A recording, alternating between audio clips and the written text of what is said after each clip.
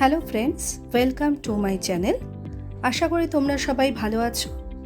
আমার একটু ঠান্ডা লেগেছে, তাই আমার ভয়েসটা আজ একটু খারাপ আছে। তবু আমি ট্রাই করছি যতটা আমি ঠিক করে বলতে পারি। আজ আমি তোমাদের সাথে যে রেসিপিটা শেয়ার করতে চলেছি সেটা হলো সরস্বতী পুজো স্পেশাল নিরামিষ ফ্রাইড রাইস। আমি এখানে ফ্রাইড রাইসের জন্য খানিকটা ফুলকপি, বিনস, গাজর আর মটরশুঁটি ফ্রাই করে নিয়েছি। এছাড়া আমি এখানে নিয়েছি কাজু, কিশমিশ, ঘি।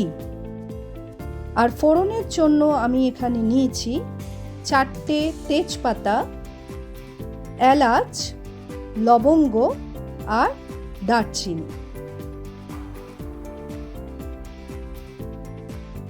এখানে আমি ফ্রাইড রাইসের জন্য 500 গ্রাম বাসমতি চাল ভালো করে ধুয়ে ভিজিয়ে রেখেছি।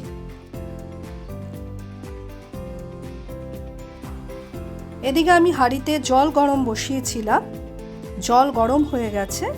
এবার আমি চাল হাঁড়ির মধ্যে ঢেলে দিচ্ছি।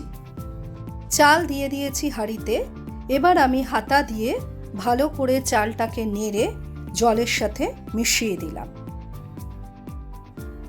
রাইসটাকে এখানে মাঝে মধ্যেই নেড়ে দিতে হবে, আর খেয়াল রাখতে হবে যাতে রাইস একটুও গলে না যায়, কারণ এখানে রাইস একদম ঝরঝরে হতে হবে।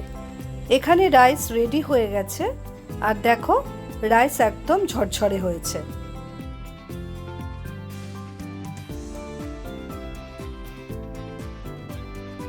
এবার আমি কড়াই গ্যাসে বসিয়ে দিলাম। এর মধ্যে 2 চামচ ঘি দিয়ে দিলাম। তারপর ঘি গরম হলে এর মধ্যে আমি প্রথমে 4টে তেজপাতা দিয়ে দিলাম। তেজপাতাটা হালকা ফ্রাই করে এর মধ্যে আমি বাকি ফোড়নগুলো দিয়ে দিলাম। তারপর ফোড়নগুলো নাড়াচাড়া করে এর মধ্যে আমি কাজুগুলো দিয়ে দিলাম। কাজু হালকা ফ্রাই করে তারপর আমি হাঁড়িতে যে রাইস আমি রেডি করে রেখেছিলাম তার মধ্যে এই সমস্ত ফোড়ন, কাজু সব কিছু আমি ঢেলে দিলাম।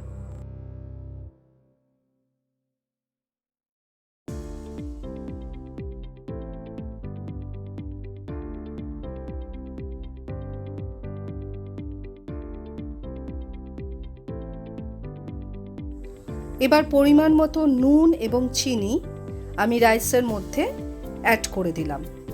তারপর আগে থেকে ফ্রাই করে রাখা ভেজিটেবলগুলো আমি রাইসের মধ্যে দিয়ে দিলাম, আর খানিকটা কিশমিশও আমি রাইসের মধ্যে দিয়ে দিলাম। এবার আমি হাঁড়িটাকে ভালো করে ঝাঁকিয়ে নিলাম যাতে সব কিছু রাইসের সাথে ভালো করে মিশে যায়।